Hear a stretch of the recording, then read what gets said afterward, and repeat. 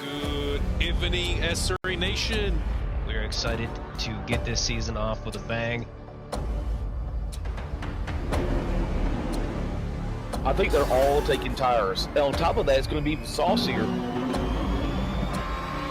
It's going to be an all-out shootout to the end.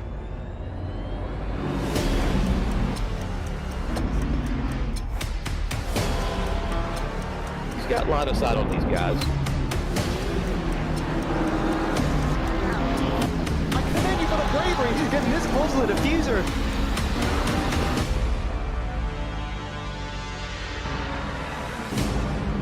All you gotta do is win the race. You don't have to lead a whole bunch of laps. Oh, they're going to be side by side coming into the next corner. Oh, that's a big contact in the back of the field. Can't stay out there like this. He stayed in it! We're off and away for SRA.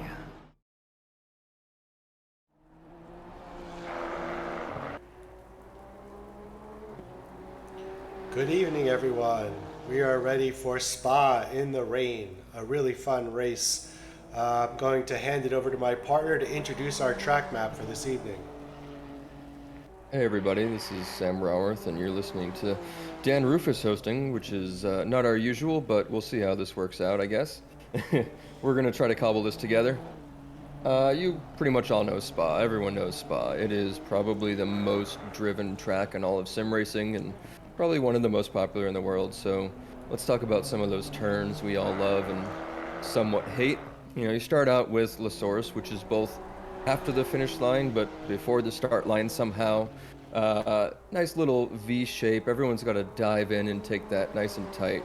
And yeah, you've got to work your way around it, but getting on the throttle is the name of the game this entire lap. So getting on the throttle out of La Source gets you full speed going up to Rouge and Radion, which we know is probably one of the most dangerous set of turns in the game on track. And in the rain, it's a little bit scary. I think we are expecting some chaos there, as is tradition.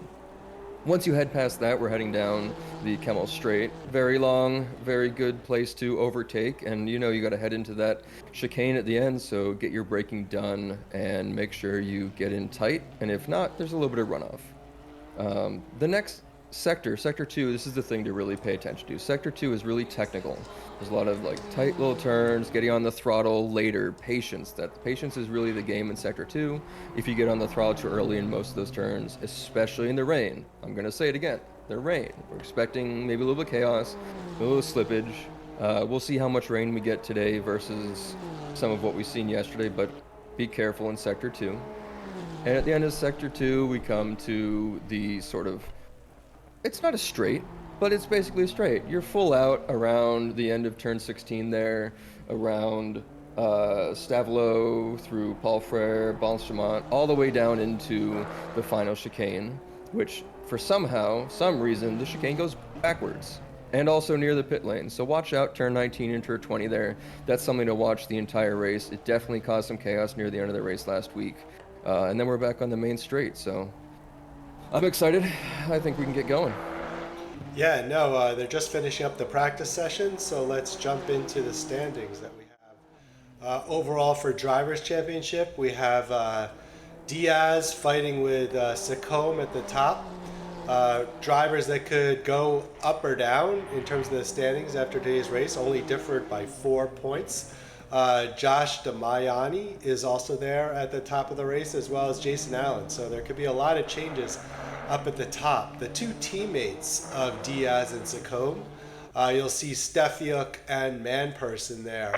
And when we move to the team standings, you'll see that you have Hoonigans and Ghost Rider neck and neck at the top of this leaderboard. So it'll be interesting at the end of this race which of these two teams can really own the top of this list at the end of race 6. So really interesting stuff coming up. So we're going to be going into qualifying soon. Any other comments, Sam, ahead of this race? If you look at the standings, there are certainly no major gaps. There's a couple of two in the lead, two in P3, so the podium's a little bit close. But if you actually look at the week-to-week lap times, it seems like there's a big difference in who practiced this week and who didn't. That's something we may see coming up here. There are some silvers that are way up on the leaderboards for this week's lap times, and there are some golds that are way down. Maybe they did the multi-class last week, and maybe they got some practice, but we'll certainly see here in a few minutes. Yeah, interestingly, I was. I will fix this in a second. I was a silver who got the podium yesterday. So it seemed that the golds did not respond to my lap time. So an interesting outcome. So we'll see if the rain changes over time. It looks pretty heavy right now. So we'll see if there's any change over time. Yeah, I was actually watching both D1 and D4 yesterday, and D4 had noticeably less rain.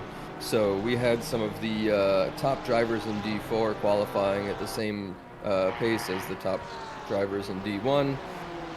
I'm not watching different races now, but it certainly looks more like a D1 level of rain for here. So I think we're probably expecting somewhere around 227. Yeah, no, it'll be interesting with the D2 drivers, how much they can push and how much car control they have over the lower divisions. So definitely it'll be an interesting thing to watch as we go through this session. So we're coming on the end of the out lap here.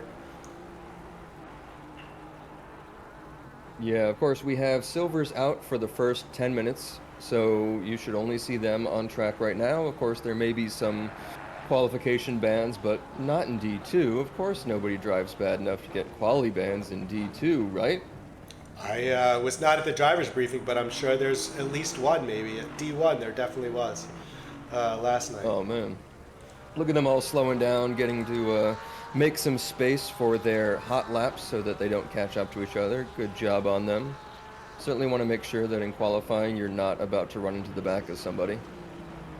Yeah, we can follow Moffitt through this lap and think through that track map as we go slow into turn 1 and then head up down the hill. One thing that is certainly beneficial for qualifying is that you're not following people so closely behind, so there's no spray in your face like there will be in the race, which is something to contend with. You also have obviously a lot less fuel, so hopefully you've practiced with both, but if not, then this might be your fastest lap and your race might be a little bit trouble. One thing to look out for down this very long straight is any puddles. If they're sort of in the middle of the straight, not a big deal, but if they're at the end as you're about to go in the braking zone right here, we might see a little bit of the shake of the tail, and that looks pretty smooth. Yeah, it's interesting, these consistent puddles throughout the lap that I never knew were there until I raced it last night in the rain. These at the top of after turn 1, there's a little puddle. At the end of the pit lane, there's a little puddle. So it's interesting that the standing water, they did a good job building that out with this track. Yeah, although I have heard that at least throughout different patches, the water may not disappear as naturally as you'd expect with enough cars driving past or what have you. So, I mean, it is still something you have to pay attention to, but time may not change in the way if you're used to sort of normal racing or even just watching normal racing. Yeah, it just takes you offline just a little bit if you aquaplane a little bit on those puddles. But Moffitt's putting in a pretty good time. We'll see what he winds up with at the end of this lap.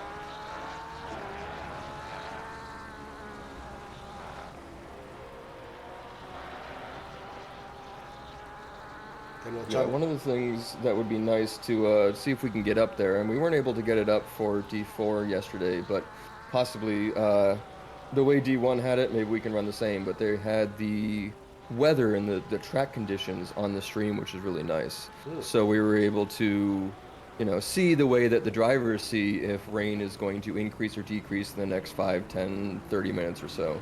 No, good point. I wonder if we can see that on the driver view. We'll take a look after Moffitt puts in a time here. Currently, the best time is in the low 230s with RK. followed by Anastasi, followed by Moffitt. So about a second between the first drivers.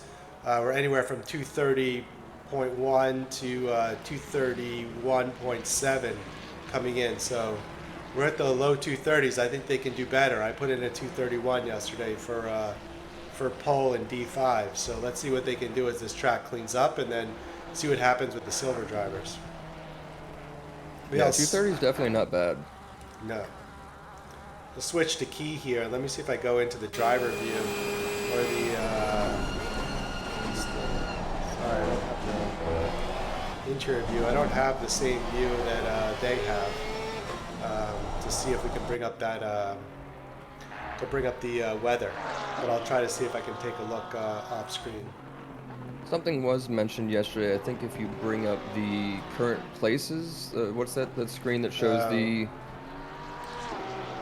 There you go. Yeah, up top. Now we can just take a look. If we need to, we can pop into there and see. It seems, as the race goes on. Yeah, similar to yesterday. You see that it's like 3 raindrops, and then you get raindrops plus going 10 minutes in. That's what we had last night. So I wonder if that affected the gold drivers, where it increased the rain 10 minutes into the session. So it'll be interesting to see if the silver drivers remain at the top after the golds go out on track.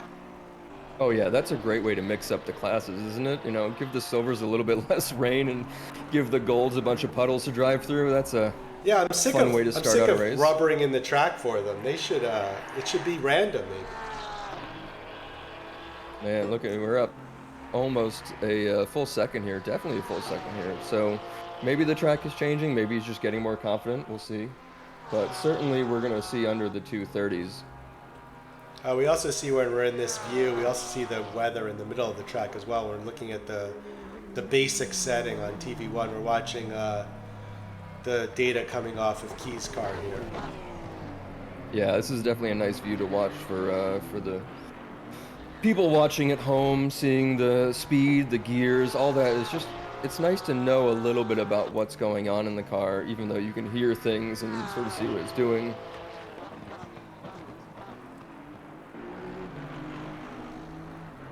Looks like we've got just about 3 minutes left of the silver drivers, and there is, quite a long lap here. So let's say at most 2 more laps for most people on track.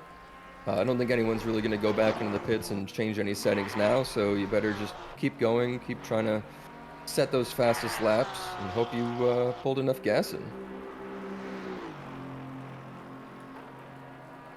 Yeah, that was my problem yesterday.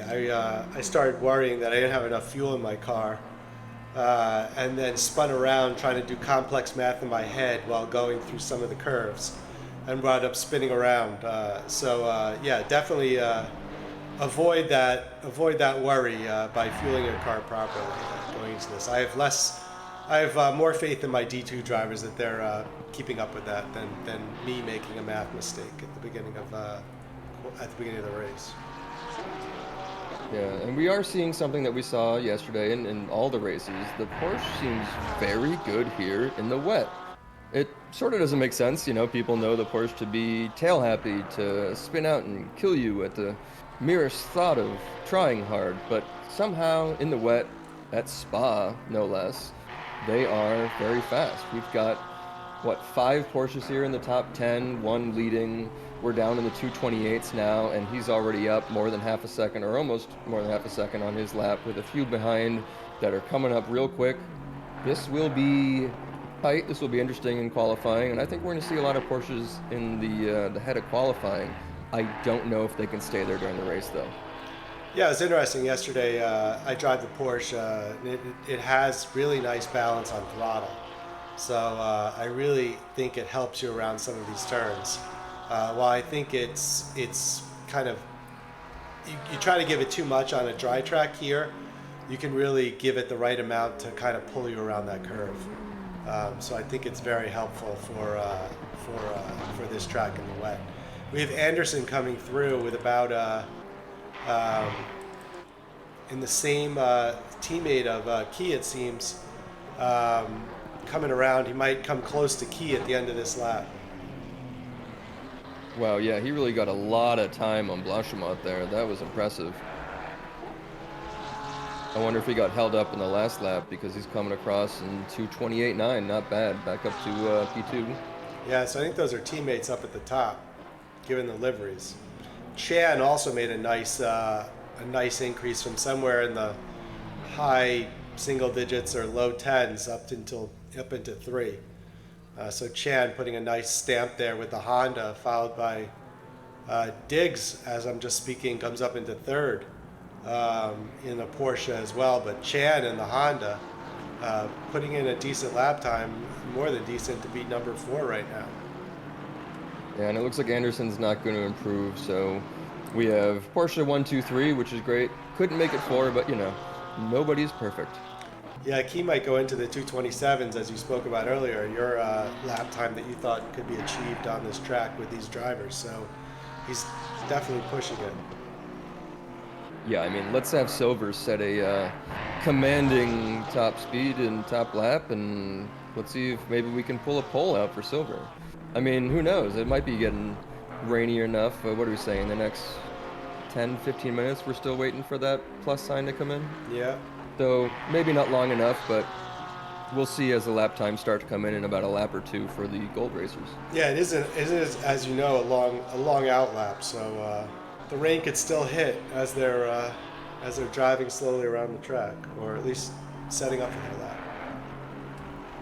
Yeah, Anastasi is on a ripper right now too. Looks like they might be able to let's switch get to a last lap, Anastasi here a fast one. in the Aston Martin. Coming up on Blanchimont right now. At least I think that's where we're at. Yep. Yeah, if this continues, we're looking at somewhere around P2 right now. Unless they went really wide there. May have gone wide. I don't know the track limits on that. Seems like it's valid, but they did lose a 10th or 2 there. Maybe they can make it back. Actually, they lost 3 or 4. So, I mean, they'll gain, but definitely lost a bit by going a bit wide there. P2 for Anastasi. Not bad, not bad. Yeah, the only other tracks you have Key improve upon their lap with a 2:27.8. So that's what they're trying to achieve to try to beat car 888 in the gold drivers. I think we saw a 2:27.5, 2:27.4 at the top in D1 and D4 yesterday. So that's what I'll be looking for the golds, about a 2:27.5. And we'll see if they can pull that off. I sort of expect it, but I don't expect all of the golds to be all in front of the silvers the way maybe you might expect if you didn't really understand how those classes work. I think it'll be a nice mix, and especially in a rain race, rain does tend to equalize a lot of those differences. Yeah, that's why I like the rain. I like the need for the driver to really pay attention to things, and there is randomness throughout every single lap. So it really shows the driver's talent. Normalizing the cars more, normalizing any nonsense, and really seeing what the drivers can do. We're on Lakshmi, car 745 Honda. See what they can do on the opening gold lap. Yeah, and one thing that's nice about having the 10 minutes of silvers first is we do have some other data that says that most of them, if not all of them, were able to complete 4 laps for their qualifying. So as we're watching, this is, the first lap here on the counter. We will know as time goes on how many more chances these guys have to try to improve. No, that's a really good point. That trying to be out first to make sure you have the right number of laps is important. And if you're not going to be out first, fuel your car. If you're going to be out in the mid-pack and you're not going to be able to do 4 laps, you might as well fuel it for 3. Save yourself some pain. Yeah, so I mean, if you're not super, into ACC, you're just kind of coming in and starting to watch or learn. If you're not into this league as much, you're just kind of starting to learn. You may not know that the rules are different in different areas. So we sort of have pretty standard rules. You can't pass anyone during qualifying if they're on a hot lap. So it behooves you to sort of slow down and let people pass if you're just warming things up. Definitely on a shorter track and maybe with, nicer weather, you might be able to go out there and do sort of a hot lap or a warm up and then a hot lap and then go back in the pits and change some things. I do that a lot. But in this chance, you really don't. It's too long of a lap. It's too dangerous to risk, going off and having it invalidate here. So you have to take it kind of slow anyway. Yeah, and immediately you have Lakshmi up P2, Martin up P5, Damiani P3. So the golds are quickly eating into the silvers, though none are as quick as Key yet. So it'll be interesting to see who's putting in a banker lap and who's going to be really pushing as we go through. Yeah, who invalidates their lap too. I mean, Exactly. Lakshmi right now is not gaining on it, but that's probably because he was just close enough. He would have invalidated if he went a little bit harder. But there is a 27.5 that I was expecting from Stefiuk. Yeah, and here's Stefiuk after that lap, coming down the long camel straight, or leading up to it. Let's follow Stefiuk on this lap. Right now down 0.2 on the prior time of 2:27.5. Which is currently pole. Yeah, there are a fair number of gold drivers that are about a half second or more up on their time, but they're already down in the 2:28, so it doesn't look like anyone's really contending for pole right now. Maybe, maybe Guy Manperson could get sort of close. He's got to gain about another quarter of a second on his current time, but he's certainly pushing for P2. Definitely. We'll see what that BMW can do on the last straight. Yeah, I don't know if you were, paying attention to some of the conversations yesterday, but supposedly the BMW is pretty tough around here, whereas the Ferrari also a little bit tough. The Porsche seems to do pretty well, and the Aston Martins definitely seem to do well yesterday. No, it's interesting. I did not look at the past race results as I quasi rage quit the race last night. Quasi. Stefiuk's definitely down. There must have been a mistake. Manperson, I'll switch, is up 0.56 on prior lap. If continues, will be very close to Stefiuk. So this, if this lap can continue, if not improve, it's going to be very quick with Diaz coming very close behind that. So Key is likely to be upset as our top silver driver, number 2. So Dunham comes across in the Aston 2:27.6 out of Manperson nowhere. did lose a bit, though. He's slightly down on the half second, but we'll see how he takes the chicane. A lot of people have been gaining on this chicane. They must have had it real tough the first time, and you sort of learn how fast you can go. He gained at least a tenth there. Yeah, so Manperson 3.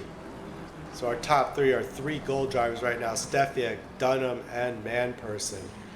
Damiani is invalid, but was definitely pushing that lap, so probably kicking themselves that they must have gone off at some point. Yeah, it's really cool actually. If you stay on Manperson right here and you sort of see where he's green on this track, and I mean, if you follow different drivers throughout this time too, you'll see that they're probably going green heading towards and up Eau Rouge. They're probably going to go red through maybe a lot of the rest of the track, right, if they're really close to their fastest lap times. But then they might go green again on Blanchimont heading into the chicane because that's what they were most cautious of on the lap before or the lap before, and they're learning to be able to stretch the limits a little bit.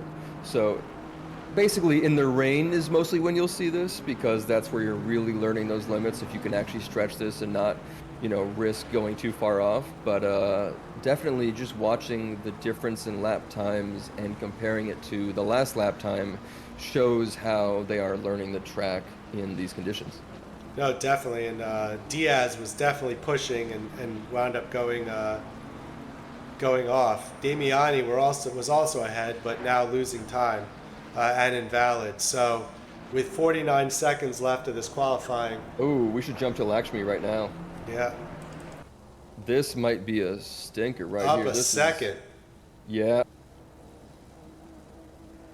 Man, he's got, everything to win by this. This would put him easily pole. And even gained going into the chicane. Yeah, okay, this is a pole as long as he finishes it out right. Please don't let me curse him. Yeah, right?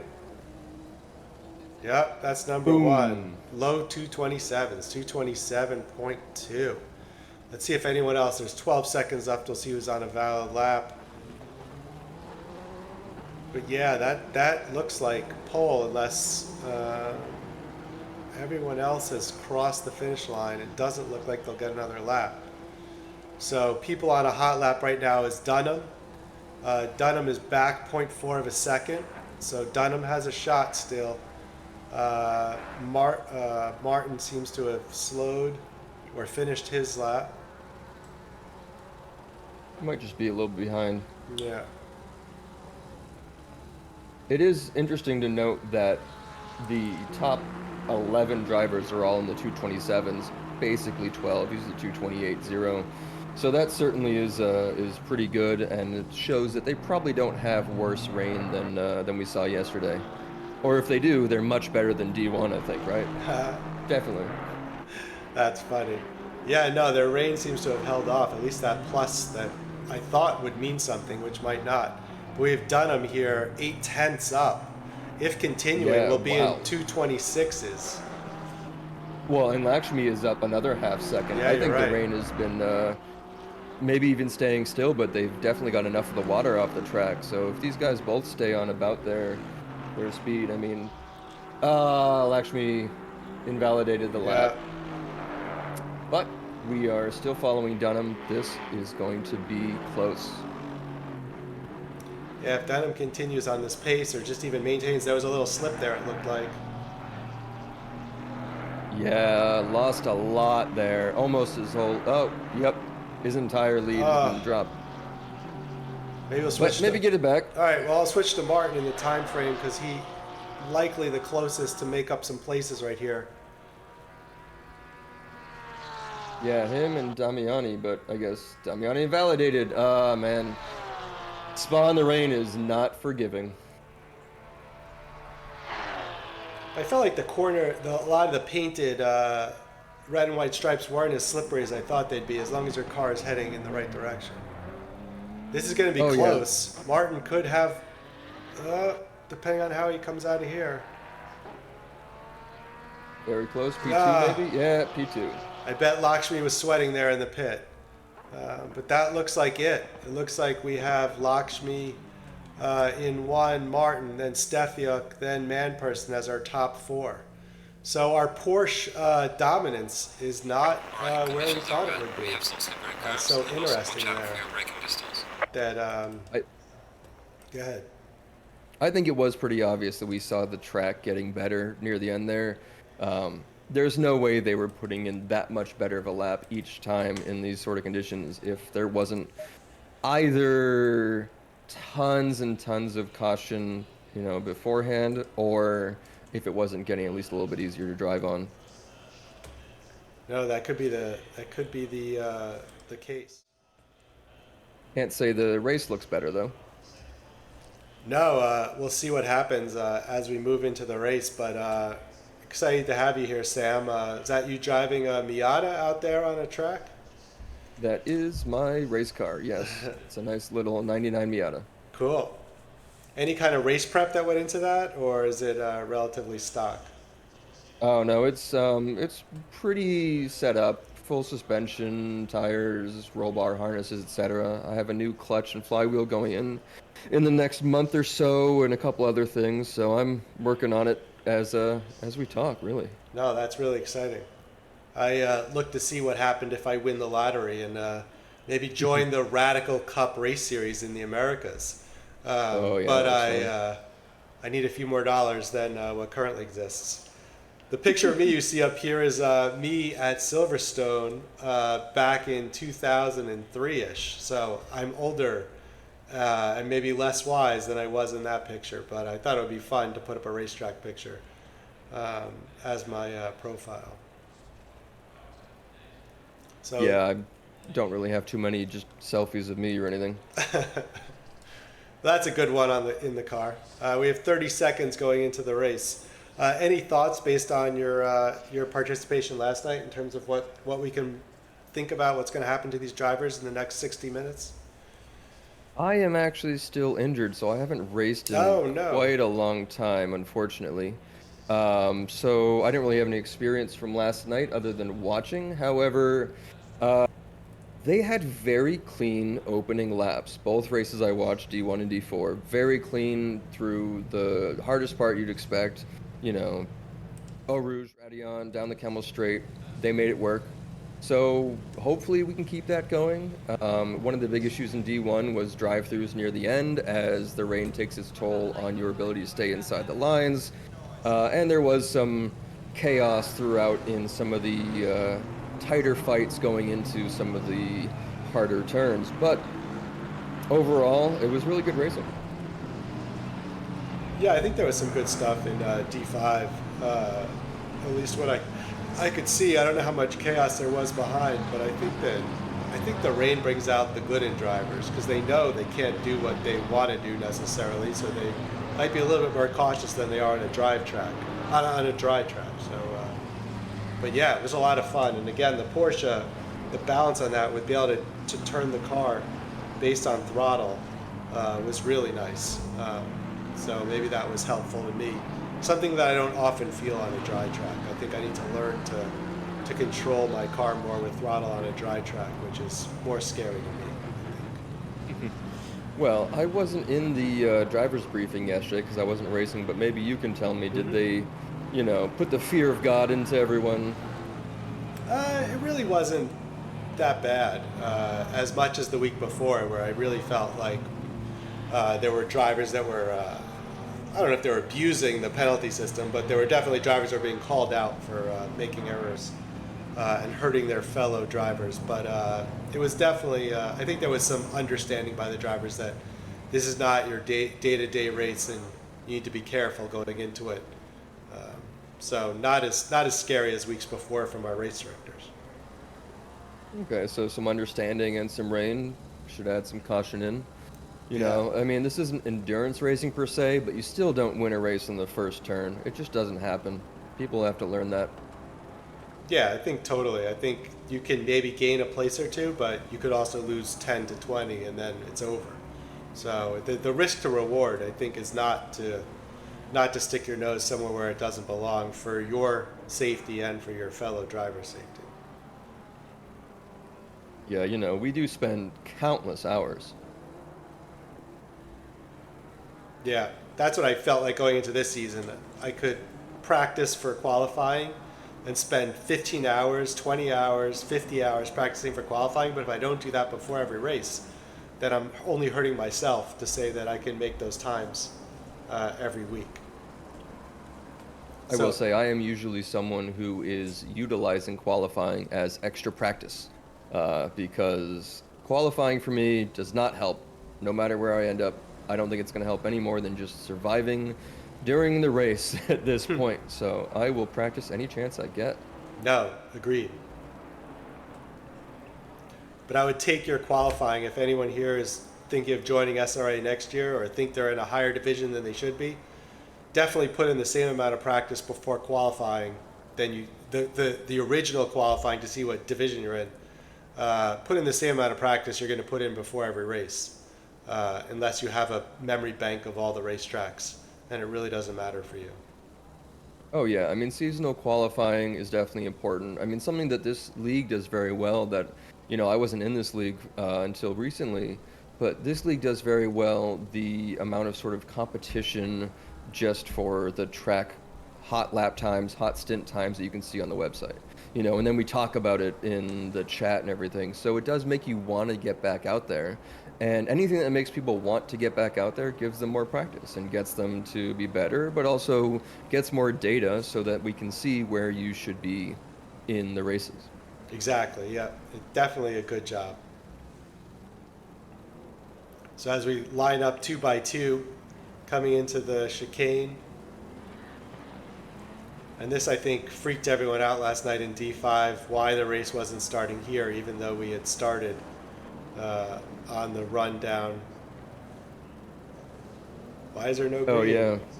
So I think from what I heard, it is a callback to the historic start-finish line of Spa, starting around the next turn around La Source.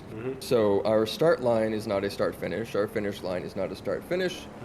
In fact, you end up racing just slightly less than the full laps would have you go. But luckily this is a timed race, so none of that matters.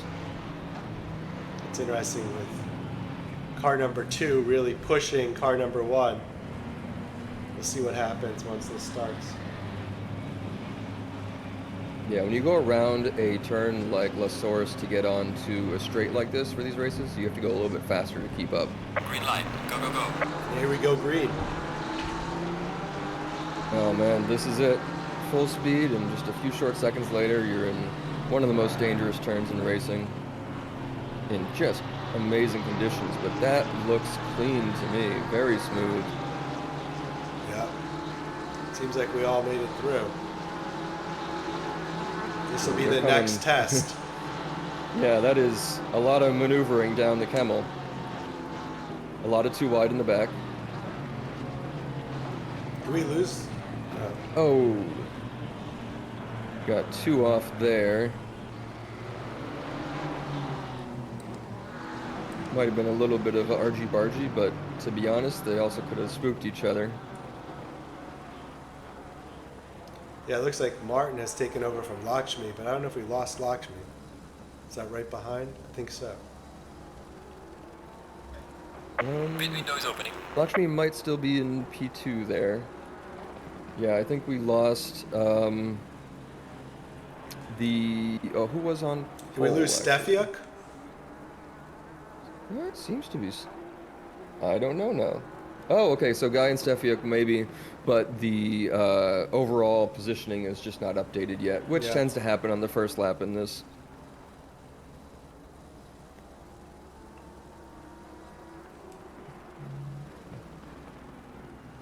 Apparently you can hit F2 to get broadcast standings. So here was Stefiuk. That's Stefiuk slow right there, I think, at the back. I'll move back up to Martin at the front of the pack. I can hit F2. Apparently.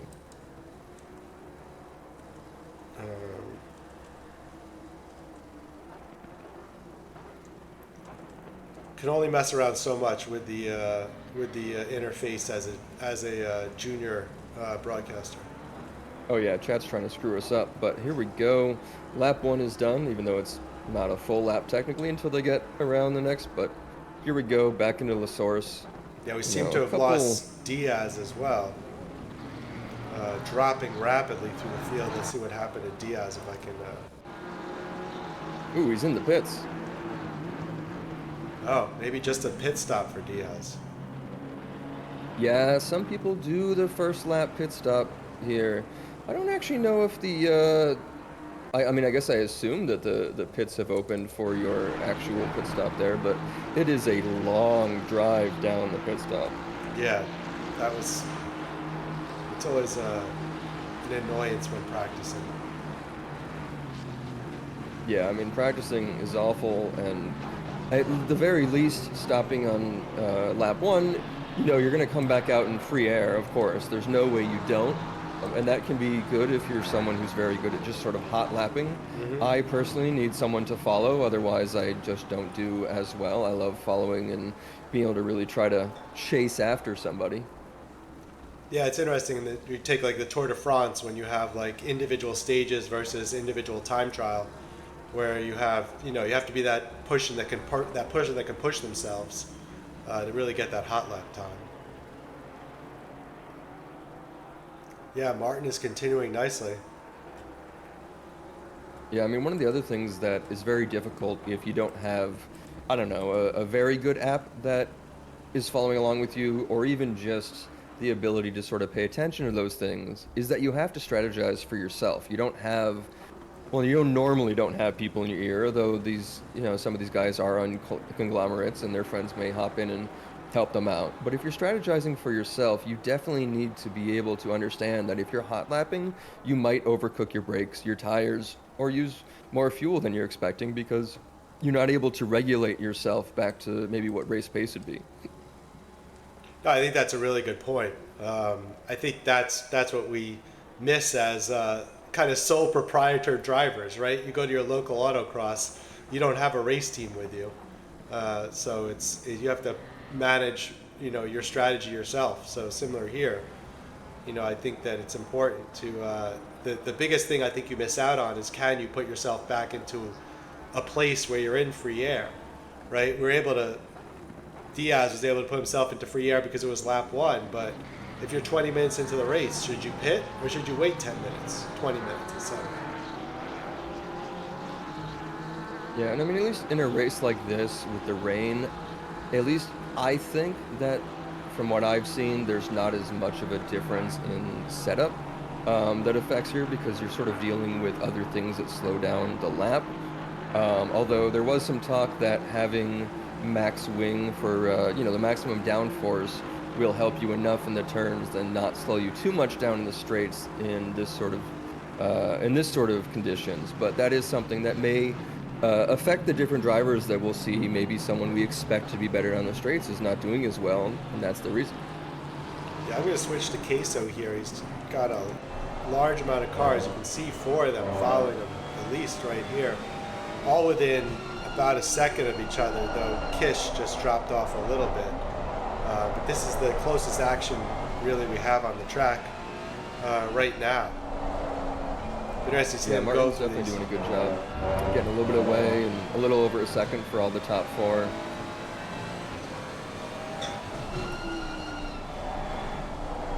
And maybe we'll switch to Kish and Kovac. Yeah, I will say, something that is pretty difficult for me to deal with in racing and track driving, as we just heard some hydroplaning right there, so it's definitely wet. But when you're looking out this view and you're looking through your rearview mirror as the driver and you see cars coming up like this, the slinky effect of when someone is still accelerating or coming down a straight as you're braking is very difficult to gauge if they're actually faster than you or not, or if they're coming in to hit you in the rain. So if you keep your eyes in the rearview mirror too much, it can be really dangerous to your driving, and I typically am someone to do that, unfortunately. Yeah, I try to just avoid it. Agreed, because I don't need any more distractions, and it's hard to gauge it. I think especially in the simulator, I haven't driven in race conditions on a track, so I don't know from my own personal experience, but definitely on the simulator, it's difficult to judge how far away someone is. I use the track map that you can see on the upper left a lot more to judge distance. You can see the red dot. The gray dot right behind him is literally right behind him, so something to worry about potentially. Yeah, and of course in this game and most of these sims, you can get a radar, which is very helpful to see relative to basically your car where the other cars are once they get within a certain radius. There are actually the same technology sort of systems on a lot of real race cars now. You'll see it if you watch GT racing. You'll see the little dots come up or arrows come up for where the cars are in their rear view cameras. It's very cool, but I don't have that in real life, and I want it. Oh, we see a pass coming through here. Sorry I didn't pick that up on the camera. It looks like he made it clean, but man, I was expecting him to maybe go a little bit deep there. Although it is what we're seeing. I mean, you've got those 2 Astons in P3, P4. That was an Aston on a Ferrari, which I watched a little bit of last night. There's another Aston, Bailey Kish, right behind him. I think just the Astons are typically a little bit easier to drive, and certainly it seems like they are in the rain. So maybe we'll see them migrating towards the front. Maybe we'll see the 2 Porsches in P8, P9 migrating a bit up there too. I think I missed the replay. I really have to practice my replays as much as I practice my driving. But what are we paying you for? Jeez. Yeah, I know. The salary is just, and it's extraordinary. So if anyone isn't making enough money in your day job, definitely look to be an SRA broadcaster. The salaries are quite high. and the perks. These little hours or so per week are certainly more fun than my day job. Well, that's true.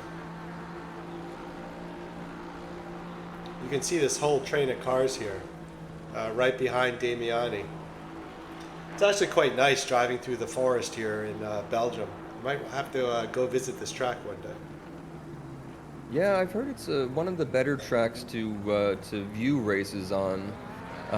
Although maybe not for the 24 because of how busy and expensive and all that sort of stuff it's become. I've heard maybe go to Nürburgring for that one. Oh, interesting. Yeah, I would just like to see a shorter race to see really.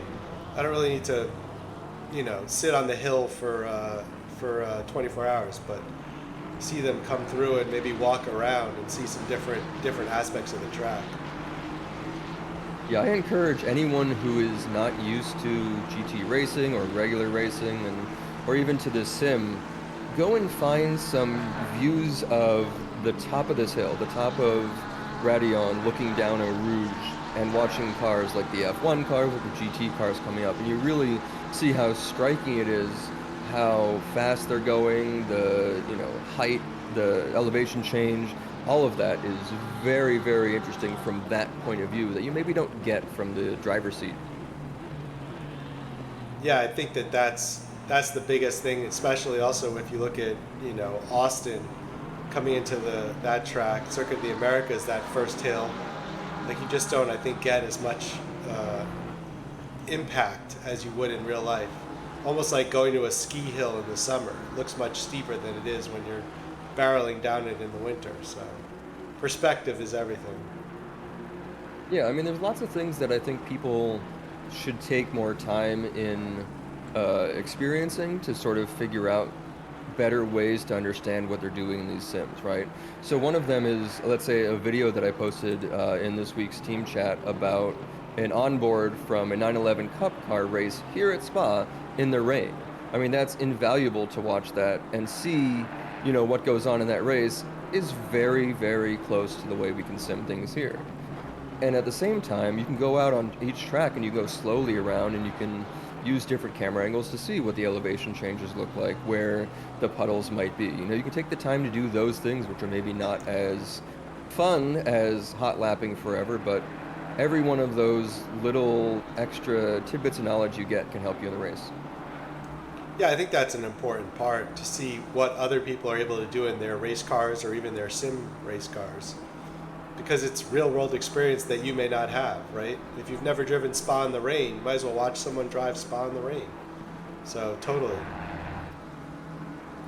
Yeah, I will say I'm able to do some track walks in real life track days, and certainly you can see like the F1 drivers walking around and biking around their tracks. When you actually feel the elevation change, on your feet or in a car and biking at those speeds and be able to look down it, it changes the way you understand where the camber is, it changes the way you understand where the grip may be. But this is nice and tight right here. What do we have? This is P15 back to, we're looking at, okay, so yeah, P12 back to like P17 and 18 is all within a second of each other. No DRS, of course, but good racing. Yeah, no, I this is my my SRA. I'm known for, at least in D6, of calling out not just the head of the field, but here I think it's important to see the good racing that's going on, and respectful. I think some of these drivers are gaining and losing time based on their own wins or losses going into corner, braking too late, losing some time to the car behind them, versus hitting their friends and knocking them out. So really nice, respectful racing here in the mid-pack of this race. Yeah, and we have a few more of the front runners back into the pit lane too, so we will see if that strategy pays off for them. Yeah, we have Kish and Sacome in the pits, and they're going to come out, towards the back. So we'll see what happens when all the pits go through, and if they're going to lose any time to their friends. I do wonder if one of them went in and the other was following to cover them, or if it was just random and they both sort of decided around the same time. But it seems like there might be enough of a gap that it would have been somewhat separate. Yeah, there's a few other drivers that are about 1 second apart, but this is really the battle here. The cars around Anderson. Yeah, I mean, it's funny to people who watch sports that then come into motorsport. They don't really understand why a lot of time we're not even paying attention to the leader, because a lot of time that's not very exciting.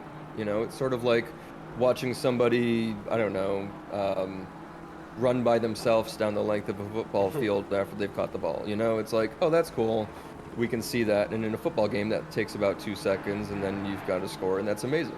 Here, you're watching them go around and around and around, and it's just not what you really want to watch when you're trying to be entertained.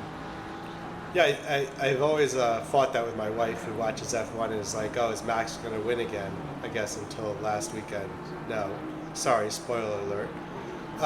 But it's like watching a forward on the opposing soccer team or football team when the other team has the ball. He or she is not doing anything. They don't have the ball. The ball is all the way on the other end of the field. So the forwards are not doing anything. So at the same point, the person in front could not be doing anything, as we see two cars going side by side. Really nice pass there. Really clean by is that Anderson over Zuch? Yeah, it does look though like the Something's better gonna run fight back. going out. Yeah, but it looks like he might have taken Radion a little bit too far outside and gained an advantage off that. So I'm a little suspect on how accurate that was. But maybe gave something back to Schlitz. I didn't see where Schlitz was going into that. Yeah, I mean, it also was, you know, Porsche's on Aston, so the Porsches being able to make it around a turn faster and gain out of La Source going up to a Rouge certainly makes sense, and then the Astons gaining back on the Kemmel Straight also makes sense. Mm-hmm. Yeah, before I thought I was running out of fuel, I had and decreased my my fuel, my engine map. I was definitely still keeping up and keeping people behind me coming down there, at least in D5. These guys have definitely better car control going through Eau Rouge, which definitely gives them more speed going onto the Kemmel Straight than probably some of my competitors yesterday. But the Porsche still was able to maintain it, at least keeping the car behind you, and then gain some time through these turning bits. Yeah, I mean, one thing that comes of having these tight races in conditions that are dynamic like this is it's just an extra level of something you have to keep in your mind, right? Because as the conditions change, it's similar to as your fuel goes down and your car is lighter, as your tires wear out, as your brakes wear out. Every one of those things is something that does affect your driving. And so now this is just one little extra thing to keep in your mind. Yeah, and that's that keeping yourself in the car, in this track, in these conditions is very difficult to keep your mind from wandering. So I don't know how they do it in real life. Maybe it's even more visceral. I think you as a real race driver could maybe be able to talk to that a little bit more, but I feel like not keeping your mind from wandering definitely gives you an advantage over your competitors. I mean, I don't know if you've seen enough of the little videos or memes, but a lot of the professional racers have been putting them online where it's like what you see happening and they're racing real hard and all that stuff, but what's going on in their head and they're singing some funny little songs, you know, that's basically that showing the calmness that they have to have while that's going on. So there's your answer. You have to be so blank or calm in your mind that you can just put it out into the car. Yeah, I was gonna sing a song a little bit, or at least say it to give you a reference. But if getting that in all of chat's head for the next 24 hours, you know, that may not be good. Yeah, so Anderson is still pushing on Schlitz here. Not a lot of gain. Let's see what's going on. There seems to have been a change up at the front. We now have, I'm going to switch to Damiani with Lakshmi and Queso right behind them. It seems like the top five are now Martin, Dunham, Damiani, Lakshmi, and Queso. So there's been to have been a shakeup at the top. I don't know why. If anyone wants to chat about it, I'd be happy to tell the broadcast. But there definitely seems to be a shakeup at the top. What I think that looks like is the two Aston Martins just sort of marching their way up the standings there because they have it easier in the rain. They're catching up to the leading Porsche, but they're making their way through the more difficult to drive Ferrari, the more difficult to drive McLaren in this. And I imagine based on their numbers, their teammates, but this looks pretty testy for that Ferrari coming around the outside. That was an interesting move, and they pulled it off. That is impressive.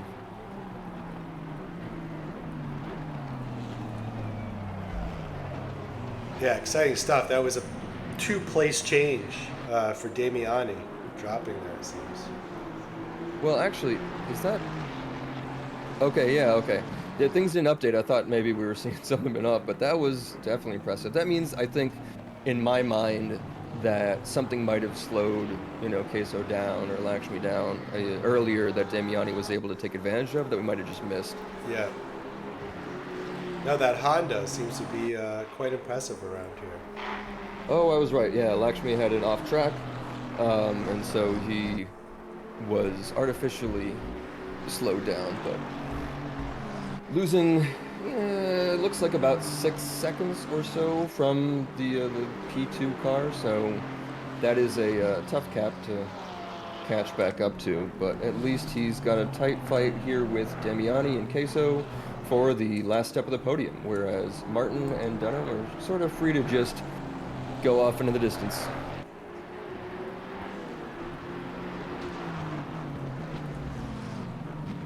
Yeah, Martin. Looks like a lot of gaps there now, actually.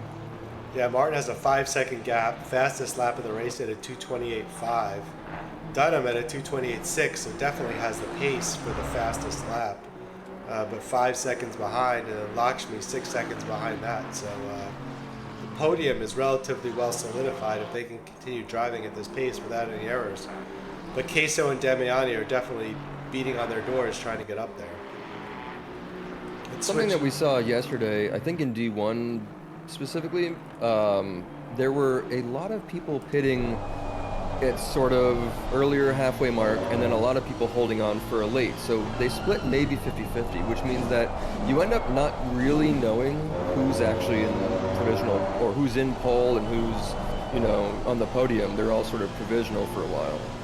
We're only about 20 minutes in this race, so we maybe aren't going to see exactly that right now, but it looks like most people are going to hold on to a similar strategy from this point. So we may be able to just see where people are going to go long term, and then the big issue is going to be as the race, winds down, what drive-throughs are going to come, what fights are going to go, sort of harder into a turn and take a deep dive, etc. As we see in the back, those two cars are definitely close enough to do something like I was just talking about.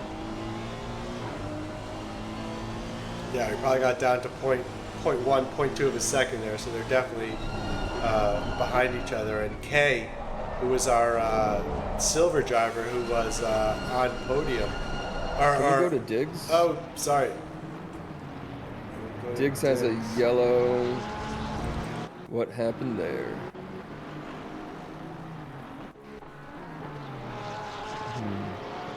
What position? Huh, it showed yellow, but I mean, if he's in... Oh, okay, no, it's updated. He's dropped. I have no idea based on the... 45, went back 45 seconds on Diggs to see if we could figure out what happened, but maybe I messed that up. No, I'm sure it's... Oh, okay, Hartman's got a stop-go 30. That is not good. That's probably going to end his race. I don't know if people continue with that. I mean, a stop-go 30 is bad in normal conditions. Here at Spa, with this length of the pit lane, incredible. And honestly, this race right here is going to make me shut up about stop-go 30s. That is amazing respect going around that turn. Yeah, totally. Continuing that fight.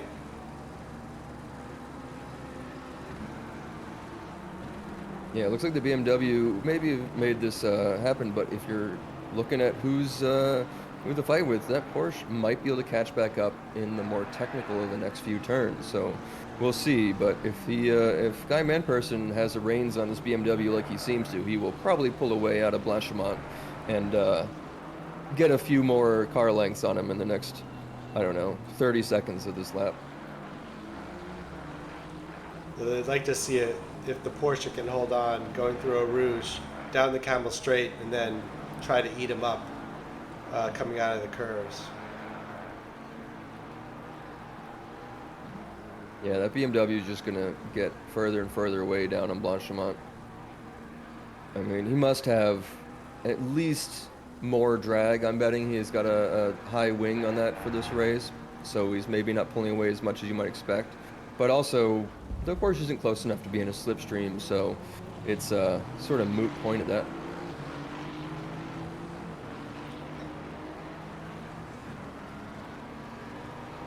And we have someone into the pits in the background. I think it was Anastasi.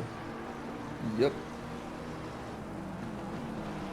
Yeah, Anastasi into the pits.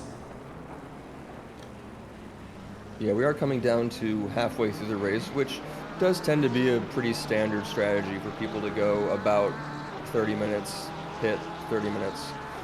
It's pretty easy just to do that and set your map up for fuel and everything. And if you give yourself a little bit more fuel, you can go longer if you want to and call out, I don't know, strategy A through Q if you're feeling spicy.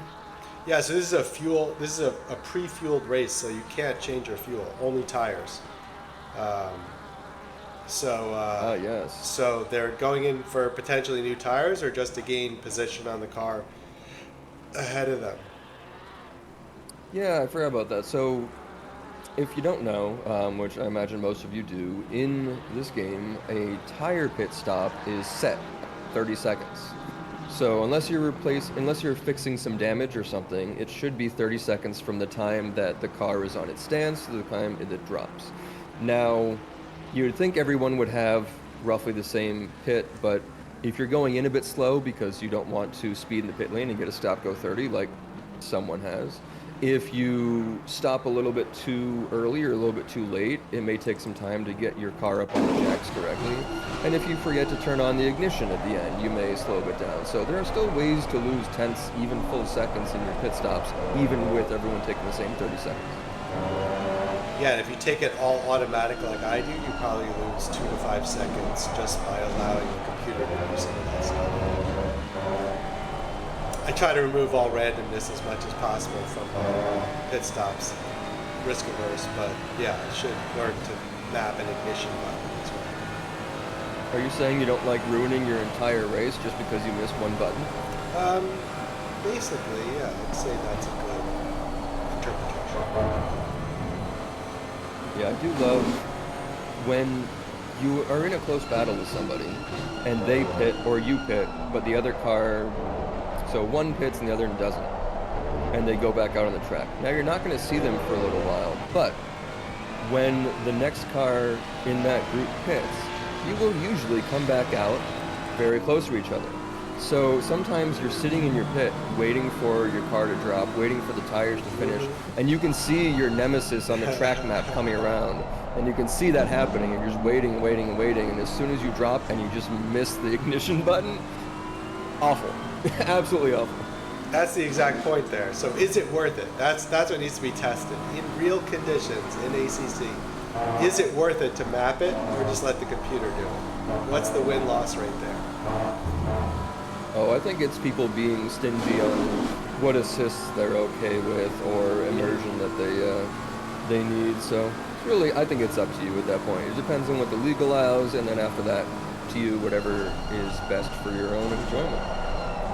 Yeah, my enjoyment is I'm going to control things about my car, but I'm also in a sim, so there's things that I just can't process rapidly enough. So this is Man Person right behind Project, 0.1, 0.2 of a second behind. So I think we'll follow that for a while. It's the closest, probably one of the closest battles on track right now. Yeah, the McLaren's definitely been tough around this track in the wet from the races that I've watched. And you can see his tail sliding out just a little bit here and there. But one other thing you can see being this close, and even though we're in sort of a bumper view, which means that we don't have a windscreen that is really getting hit with all this spray, if they were driving inside the cockpit view, which most of them are, all of this spray is very blinding. So what ends up happening is you'll see Guy Man Person have to pull out slightly to get into something where you can see where he's got a break, and that can slow you down, that can mess up your attack. It's very difficult in these situations. Just trying to find a good view to show what you're talking about. I think that's it right there almost. Where you want to attack the car in front of you, but all that dazzle on your windscreen really does distract you, if anything else. Yeah, I mean, that's part of that immersion thing again, where some people just have to be in the right view, and that's the best for them, but you can sort of do away with that if you're in other views, and if that helps you have more fun time, or even just be more competitive the way that you know you can be, I think it's still worth it. Looks like Max Diggs lost server connection. That is tough. Oh, man. Always one or two of those every week. Yeah, Krochik just pit. Martin pit from 2, I think, or 1 to go to now P5. We'll see where he comes out. P6 right now. So there's definitely some pitting at the front. So yeah, what that means is, because we know that Krochik and Manperson are just racing, and Krochik just pitted, when we come and see Manperson, whether we stay on him or not, doesn't really matter. But once we see Manperson pitting, we should jump and watch him come out of the pits and see how close to Krochik he is. See if the undercut worked or the overcut, or if someone messed up in the pits. But that would be what we were talking about, where you have separate pit stops, but it doesn't actually change the overall position in the race. Yeah, let's try to remember that. So Krochik right now, currently 10, may fall. Currently 10, Manperson is 5.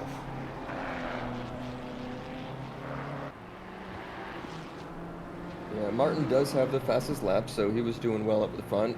That can be explained by having some clean air at the front, you know, being a great driver, obviously, but clean air and not having the spray in front of you, possibly being in the Porsche in this sense.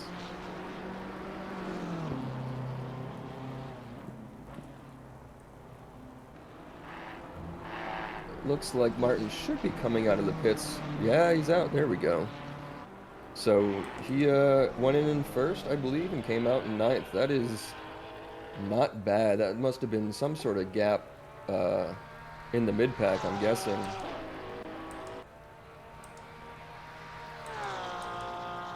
I don't know if I have data on who is pit or not, other than the screen that we see. You can switch to Dunham. So it seems like 1 to 8 have not pit. 9, Martin is the first to pit. So Martin is at the top. Original pole, yeah. Yeah. So the top 8 drivers have yet to pit. So if we can figure out what their gap is, their gap is maybe somewhere around a minute. Yeah, I think it's less even. No, it's a little bit over a minute, actually, if my math is right there. Oh, we got Which Martin makes sense. plus, yeah, Martin plus 48. Yeah. But ahead of that, yeah. I believe we were hearing it was something like a 90-second pit stop, but that seems a bit long if we're only 60 or so seconds difference there. So maybe it's shorter. Yeah, and you see 1, 2, 3, 4, and 6 all pit. So I don't know if Martin triggered the pitting, but it seems like everyone is now pit. So we'll see what happens with Martin as everyone else comes out of the pits now to try to overtake him. Oh, certainly. We should get back on Manperson in a little while and see how he comes out with Krochik, but he is still going into his pit at this point because it takes so very long to drive around. Is he in or leaving? I can't tell with these orange barricades. I believe he's still going to... Yeah, I don't think he's going in. in. There we go. So let's see Martin coming out. So Martin's out. Yeah, so Krochik would be the one who would be closest to Guy Manperson. Martin, we'll see if he takes over P1, although it looks like Zuch has not pitted. Yeah, I don't think Zuch pit. I don't know about Anderson. Maybe not. So we should stop the race right now. Silver's P1, P2. Everyone else is washed. Okay, that's what happened a couple weeks ago when the servers went down. So congrats. Silver for the win. Congrats, Zuch and Anderson on P1 and P2. So yeah, here's Martin coming around. We'll see what happens at the top of this hill. Yeah, down now in 4, provisional 4. Ooh, someone's coming out right next to That him. might though. be Dunham. No, Yeah, I'd provisional expect so. 3. Provisional 3. So Martin is keeping the provisional lead of the race, with Zuch and Anderson still to pit, who are currently in 1 and 2. Dunham was, I think, who came out behind. And Dunham is now 2 seconds behind Martin. So Dunham keeping provisional Oh, second. let's go back to man person right now. It does look like he is. Where is? Still in pit? I don't know. Wait, he just dropped a lot more. Oh, okay. Krawczyk is. Yeah, there we go. Krawczyk is right behind him. So, did man person get the undercut there? He looks to have got the undercut. Interesting. Yeah, well done. I'm gonna go back to Diaz for a second. Diaz has pit. Diaz has gone from somewhere in the mid pack, I don't even know where, after I think some kind of a spin or early pit. Was Diaz I think Diaz was our early pit. Now after pit stops is P3. So Diaz is in a podium place after pitting on the first lap. So it'll be nice to see. The strategy certainly worked. They can maintain the tires versus like a Lakshmi who may have stopped earlier. So Lakshmi is right now 0.6, 0.7 behind Diaz. So can the newer tires catch up to Diaz, or is Diaz going to gain that podium? Well, I mean, remember, Diaz is currently leading this division by only 4 points, it seems, but it's Diaz, Secum, and Damiani, and none of them are in the top 3. Well, okay, they're in. Diaz is currently provisional 3rd, so he may just continue to extend his lead, but Damiani and Secum are back in 9th and 10th, so this may be one of those situations where some of the P4 back guys can gain some places on the overall division podium, and if Diaz can keep it up and actually catch up to Dunham and Martin, then he might just extend his lead. Yeah, I really like that early pit stop. I've tried to do it. I've tried to do it when something crazy happened or whatever. I haven't been able to make it work, but Diaz definitely has made it work here, it seems. Yeah, well, I mean, some people are much better at just doing like a straight one stint, right? Like a straight hour of just lap after lap after lap, and stopping sometimes, slowing down and having their heart rate come down can actually be a detriment to some people who are, better at doing the straight shot. Whereas for me, I usually like taking that break in the middle and sort of stretching and taking a deep breath and getting back out there. But certainly he may be someone that is just better at lap after lap after lap and staying in the zone. Yeah, my favorite deep breath is that one right before the lights go green. I just love that deep breath and just calm it down and let it go. It just feels so good. But yeah, that deep breath before screaming. At least in the rain going towards Eau Rouge and Radillon, I think that deep breath is definitely a scream. Yeah, I think I did better there in the Porsche than I was doing in the Ferrari. I felt like I couldn't control the car as much in the Ferrari as I did in the Porsche in the rain. Though we see, is it Kish going wide? No, that was the Porsche. Was that a Porsche? A black no, it looks car. like an Aston. No, the black car went wide. So it might have been Kish. Yeah, that might have been. Yeah. One thing to look at here, right, is he went wide.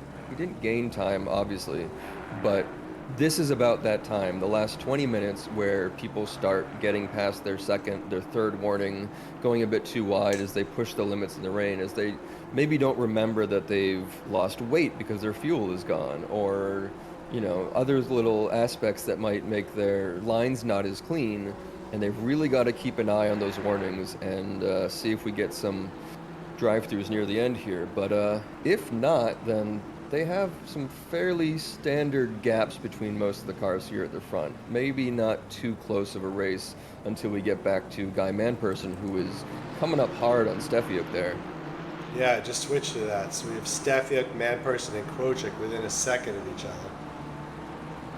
Well, yeah, it looks like there's two groups of two here. Yeah, we got. It's- Oh, something must have. We lost K. Yeah, it looks like he and Krochik are fighting right behind this fight. Yeah. Which, one of the things that, you know, people seem to forget about sometimes when they're in a fight, but definitely will remember as it goes on. When you are battling, when you're defending, when you're, you know, trying to stay in the slipstream and then sort of come out of it for the breaking point, you are losing time on your lap times. You are bringing in other people behind you closer to your time, so you may end up having this two-person battle turn into a four-person battle real quick. Yeah, exactly. I think that you have to contend with, do you fight the guy in front of you and slow yourself down, or let him drive his race and get away from the cars behind you?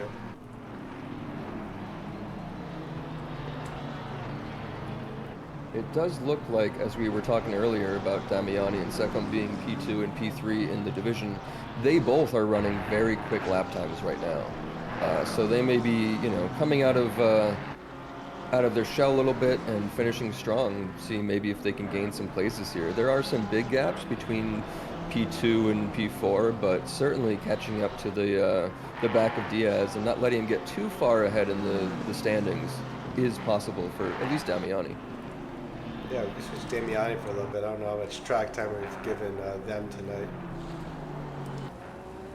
Yeah, it looks like Secom is definitely catching Kish behind Damiani. That'll be something that we want to watch because, like I said, those guys are P2 and P3, so if they start battling, that's going to let other people maybe get some extra points in this division. Yeah, be interesting to see if Secom can catch Kish about 0.7 seconds behind right now. Oh, and as we were just talking about battling slowing down, yeah, if you look back, Key and Krochik and Manperson are all now within a second rather than having those 2 and 2. And on this lap alone, Stefiuk and Manperson lost about 2 seconds from their last lap. So that's what happens when fighting goes on for a long time. Yeah, and invalidated, so something went wrong somewhere. Man, I wish we could see how many warnings people have. That'd be great data. I don't know how to even attempt that. I wouldn't even try, but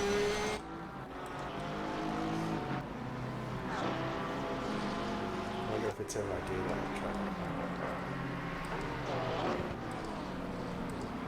it does seem like the weather is sort of held similarly, but I don't know. Does it seem wetter now? It seems a little bit more rainy. I don't know.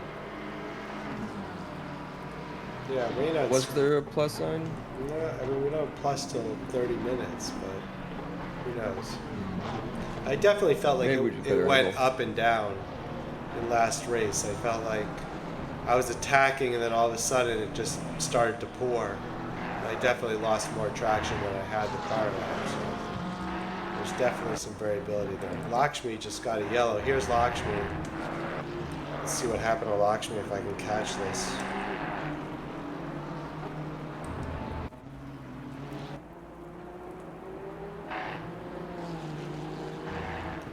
Lakshmi in P3, dropping way down the order to 14, whatever happened here. If I catch it or not, I don't know. I must have missed it. But Just missed, but usually it's catching a little bit of curb, and in the rain, it just can catch you out. If there was anyone around that could have caused that otherwise. Yeah, that's a really bad outcome for Lakshmi, going from, you know, top 6 or 7 to 15. So sorry to hear that, Lakshmi. Get him next time. But Martin continuing with, that's an old fast lap for Martin, actually. Let's see where the rest of the battles are on the track. But with that, Damiani moves up to 5th, 0.2 seconds behind Queso. So I think, Sam, you're, as he goes up the inside, maybe? Or the outside, Damiani getting a place there over Queso. Wow. I mean, that was impressive in the dry, but jeez. Here we see it. I finally got a replay. Queso slammed on the brakes, out of position it seems. And I don't know if maybe he was just being a little bit over cautious Yeah. because, you know, you want to be really safe, but I think he could have probably kept on a little bit harder and made it a little bit harder for Damiani, but hey, maybe that's not who his battle is. maybe not. That was Damiani up into fourth. So to your point, right behind Diaz. So we have some of our series leaders, 3 and 4. And while podium's important in the real world, you don't get to taste any champagne tonight unless you pop it yourself. So Damiani in 4 right behind Diaz is much more important than I think than making the true podium. Yeah, and they both have big gaps, so they're probably not going to make up much space unless we have more rain-caused incidents. But you know what we should do? We should probably go back into the silvers and see what's going on back there. Give them some time. Yeah, we got Key up here. This is our top silver driver with Krochik fighting against him. And then our second silver driver is Anastasi, just behind them. So we have our silver drivers on the top 2 silver drivers, 11, 13, and 16 with Zuch. Zuch seems to have a quiet race, but definitely pushing the top of the order. Well, especially, I mean, he was one of the last ones, he or she, I don't really know. Yeah. They were one of the last ones to pit, so depending on where they started in this race, that might have been the strategy that keeps them up in the top 16, which, you know, not bad. As we look sort of down there and see all the Porsches together, that's a little bit sad for me specifically. But otherwise, it does seem to be playing out with lots of gaps back there in the silver, so not too much fighting. Let me see what Queso's up to here. Queso fighting back on Damiani, coming in front. Wow. This is pushed wide. That This is seems like something a to watch. battle. I'm going to go back and see if we can catch this battle from the beginning. Coming up the inside there. Let's see if we can see what happens into the chicane. Comes wide.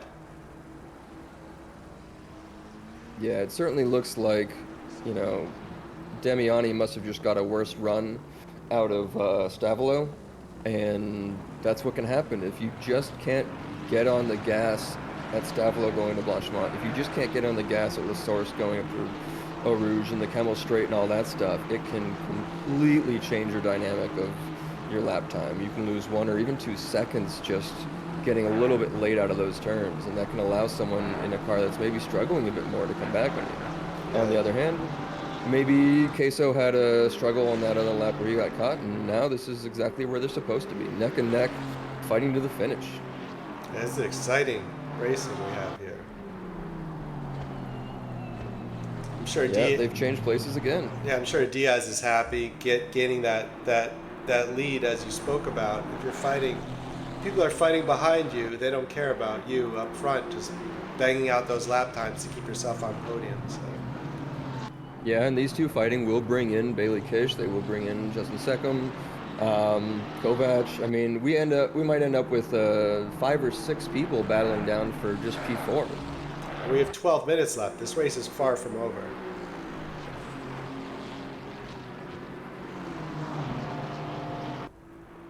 Well, we got 2 wide in the back there. Switch to.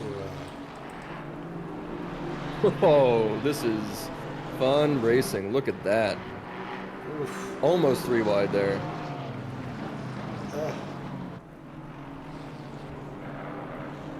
Thought we're looking at Guy Manperson, but no, it's just his teammates. The BMWs are holding their own this race. Those guys have to be some masters of that car, from what I've heard at this track. Yeah, I've never driven that in SRA series. I used to drive it back in the day, but it'd be interesting to try some of these cars with the change in balance performance to see what would suit you, as a driver. Yeah, SRA definitely does a good job compared to some of the leagues I've tried, and even just in general with BOP being pretty fair. I mean, that's why you'll see in some of these divisions we have some cars that have basically been written off out of this game. Porsche with a very late on their brakes. Overcooked it into that corner. Yeah, recovered it well though. You know, going around those tight turns is what the Porsche can do best, but definitely lost a few Lost places, a couple at least places one. there. Still trying to fight back there up the inside. Let me try to switch back. Oh, speaking of switchback, that's just what happened to him right there. He thought he could come down the inside, and the switchback was on for the Ferrari, I believe. McLaren, that's what it was. Yeah, so Kovac is getting real spicy in the end of this race here. Looks like definitely going for the dives, going for the positions, but hasn't paid off yet. Let's take a look at the rest of the, other than Zuch. Oh, we got Anderson coming up. Let's go to position 19. We got Anderson following 0.2 of a second behind. See if Anderson can do anything coming down the end of the Camel Straight. We have Anderson on Anderson, both in Porsches. I like how we have an Anderson A and Anderson B. That's satisfying. I'm hoping that it's not just mathematical and one's named Albert and the other one's named Bob, but who knows? I wonder if they're on different teams. Trying to take a look at the livery. They look like different liveries, but who knows? Based on the numbers, sometimes you can tell. Let me see if Andrew and Brian, let me see if they are on the same team here. Let's see. No, they are not. All right. Brian Anderson is on a team with Roy K. So Roy is up in 11th. They could make up some nice positions there potentially. I don't know where they are in the standings. Ooh, Andrew Anderson is actually on a team with Max Diggs, who unfortunately was kicked out of the race from technical issues today. So he is carrying his team to get some points and bring them back up the list.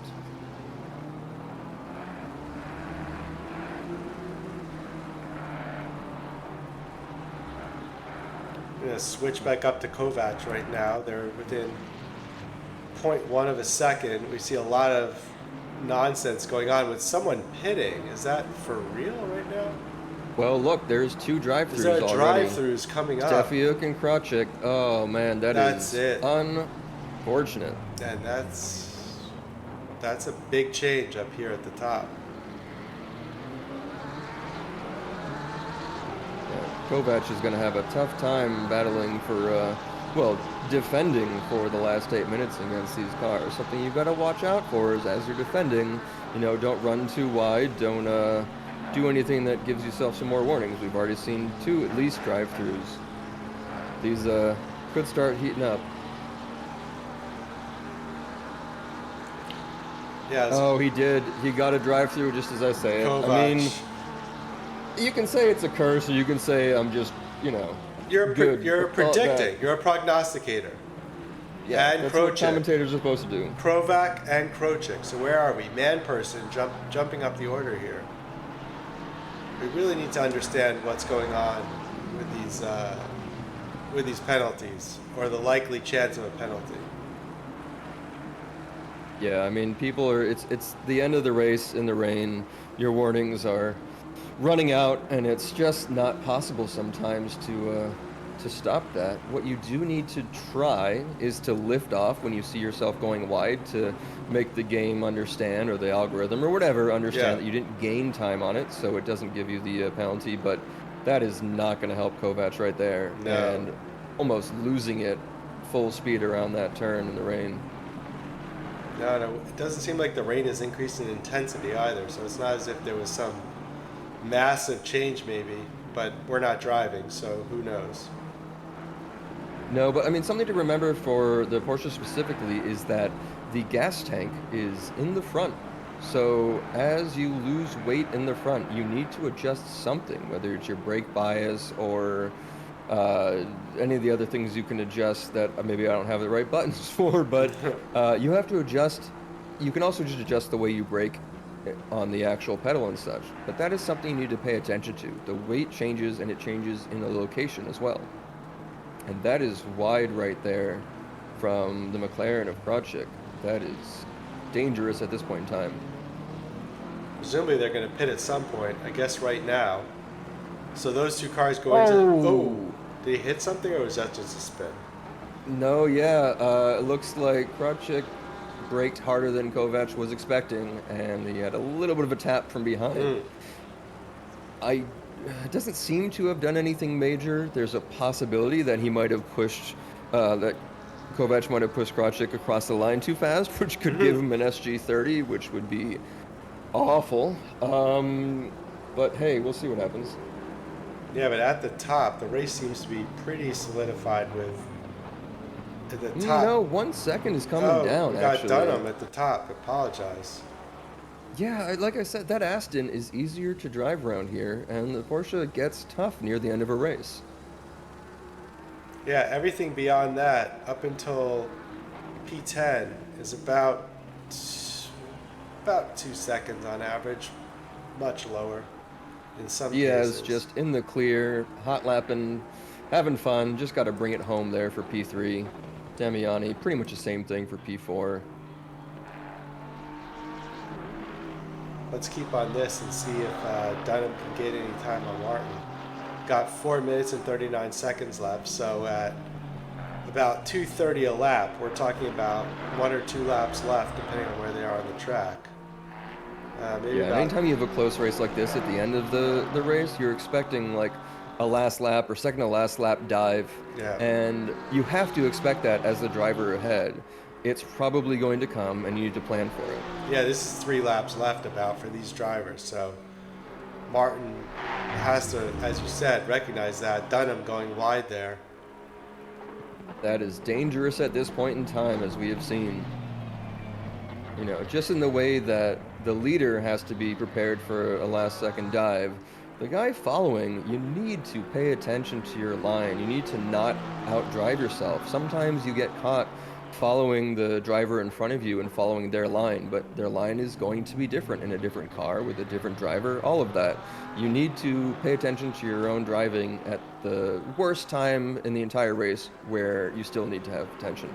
Yeah, totally. As a junior driver, that can be beneficial for you to not follow their line, obviously, because you can then gain time where they're not gaining time. But avoid following a car off track is definitely something that's a necessity as a more junior driver. Don't worry what they're doing in front of you. They're an impediment to you getting ahead of them. They should be no different than a cone. You just have to they're just moving, I guess, but you should be able to get past them and not follow what they're doing. I think that the number one advice that I always get from, more experienced or even professional drivers that you'll see is that you need to look as far ahead as you can when you're racing. You know, looking far ahead allows you to plan things. Your car will sort of go in the direction that you're looking, and you should be able to see the car in front of you in your peripherals or your overall sort of vision and be able to deal with that. But that is always the number one thing taught and told, because it's also the hardest thing. Can you imagine not paying attention to this car right in front of you in the middle of the rain as you're trying to win the race? Yeah, no, totally. I'm just trying to keep on like apex, like trying to look ahead at the apex, not worry about what's right in front of you, but where are you going to go next, right? On these corners, you're trying to hit that apex. So where is it? Go find that. Don't go find a pebble or a breaking point. Once you hit your breaking point, that's over. Go find that apex. Go hunt for that. Because these guys are within 0.3 of a second of each other. Yeah, and also, unless you're driving with a VR headset... Oh, okay, wait, I'm going to stop for a second. It looks like Dunham has got a run on him. Yes, he does. He's taking the inside. But... A little slippy there? Yeah, it's on the outside around here. He had to let up a little bit. Both of them... Okay, Dunham went wide there, too. This is another worrisome way to follow. Yeah, so we're at 135. This is going to be, they're going to pass the line here. And then maybe with your knowledge of the rules, are they going to get 1 more lap or 2 more laps? Is this the last lap? Yeah, this is the last lap here. Yep, so one of the nice things about that is anyone who is behind only has 1 lap to go, and they know that. if you had messed up your fuel a little bit, sometimes this is where you have the leaders kind of screw things up and give an extra lap to the race, and it seems like that hasn't happened this time, which is good for everyone behind them. Pit window is now closed. Yeah, so we'll see what Dunham can do. Currently 0.5 of a second behind in the Aston. What's impressive here, though, I mean, we just saw Dunham got a great run out of Stavelo heading into Blanchemont, and he didn't try to overdrive it. He didn't try to take anything dangerous. He knows that he's still keeping up. He knows that he's got the number of Martin right here. He has more chances. It is the last lap. He might go a little bit harder this time now, but the respect he's shown and the patience he's shown is very impressive. Yeah, agreed. I think it speaks to like the chivalry of racers, right? You go into an open lobby and it's like demolition derby. These guys race each other day in, week out. You got to respect each other and make a move where you think it'll happen. Yeah, and we need to keep watching this. It's the end. It's the top two. But I should note that Guy Manperson is catching up to Bailey Kish real close, so we'll jump back to that as soon as these guys cross the finish line. I'm already on the mouse. So here we come. This is the... I guess we've got one more turn into Stavelo, and then all it is can you get a run on down the long sweeping turns of Blanchemont? Yeah, we're in. Can you break late? Can you make that chicane work for you in the end? That's wide. Ooh. 0.3 of a second right now difference. Yeah, he might be gaining a bit, but he might have gained a bit because of the width he just took there. I just don't think it's going to happen on this lap, unfortunately. Martin has to be real safe about this, but not so safe that he gives up under braking. Yeah, that seems safe from the Porsche. Beautiful, well done, Congrats, and Martin. That looks like it. Great drive. The leader has finished the race. Switching back to Great Kish here. respect. Guy Manperson dropped to 0.6 behind. Again, similar story, might not make it. Yeah, it doesn't look like he got the run, but he is slightly gaining here. He might try to outbrake him. He was definitely gaining actually here. Yeah. Let's see what happens. It's not over till it's over. And not exactly a drag race, but very well done. Just Tantalizing having someone that close. switch back to our Andersons. One Anderson, 0.2 of a second behind the other Anderson. 3 Porsches in a row. I like it.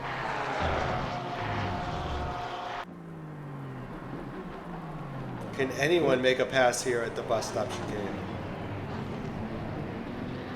Oh, They're someone taking it went safe, wide. that's Someone good. went wide. Oh, there's the right drag there. race. What's that? I don't even know who that is. Zooch. Oh, my buddy Zooch losing out in the end. I really thought Zooch is our Unfortunate. Zooch is our number 4 silver driver. We have Some fun little chaos there. Key, Anastasi, Berg, then Zooch as our top silver drivers. Let's see. I think the race is basically over. Switch to Chan in the Honda, who had a good race at the front. Don't know what happened to Chan, but we'll get him next we can week. see all of the drive-through drivers coming through in the late pack, unfortunately. The gold drivers who were way up there. Yeah, Stefia, Krocha, Kovac, and then we got Chan. But that was some good racing. I really enjoyed participating in this as a commentator this week. Yeah, great racing. Not very much chaos, and especially in this sort of setup. Well done by everyone, I think. Yeah, agreed. I really don't know how to bring people into our chat. Sam, if you have any knowledge of that, I'd be happy to try to bring our race leader in, but I don't know how to do that. Good question. I am not certain either. But our racing conglomerate would not exist, or our racing league would not exist without our sponsors. So a huge thank you to our SRA sponsors and title sponsors for supporting us here at SRA, as well as support from Documize, a modern business solution for product management. Go to documise.com to learn more today.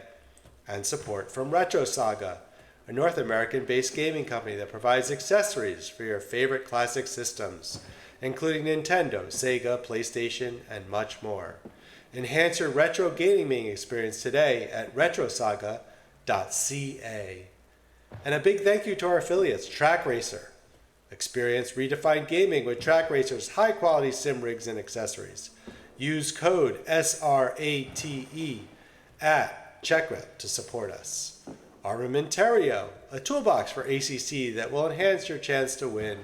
Enjoy a fully customized and enhanced HUD to change the way you experience ACC. AT3D Sim Shop. Upgrade your sim racing experience with premium 3D printed accessories featuring precision crafted magnetic shifters, sleek cable management solutions, versatile Stream Deck mounts, and immersive dashboard displays. Their innovative designs enhance performance and style. Elevate every lap with top-tier quality and craftsmanship at at3d.net. And go to Go Setups, premium esports setups for everyone. Use our affiliate link on our Discord and take your drive to the next level. Thanks to all of our sponsors and affiliates.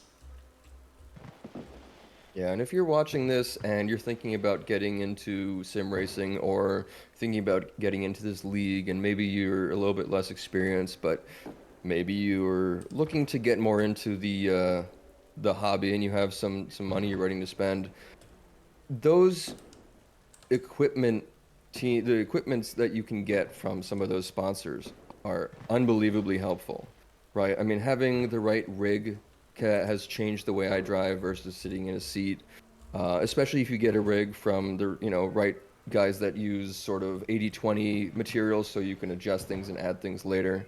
Having some of those free to download software, or even if you're paying a little bit for setups, every one of those things can take this hobby to the next level, and you should definitely look into it.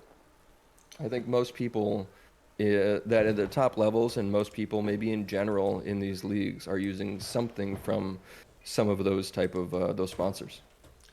Yeah, I definitely have an 80/20 rig that I put together during COVID, and definitely not only increases immersion, but the consistency of being able to drive the same lap time in, time out, and just the stability of everything makes it really a nice place to sit in, where I'm broadcasting from. I'm going to try to pull up people, but I don't know how to get them into our world. So thank you everyone for participating in this broadcast. I will continue to attempt to get some of the folks in here, our waste winner, but thanks again for participating in our broadcast.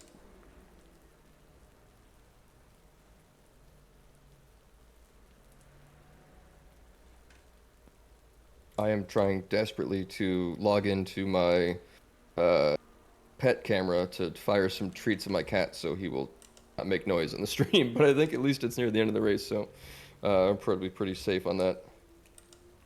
An unfortunate fail on the pet cam.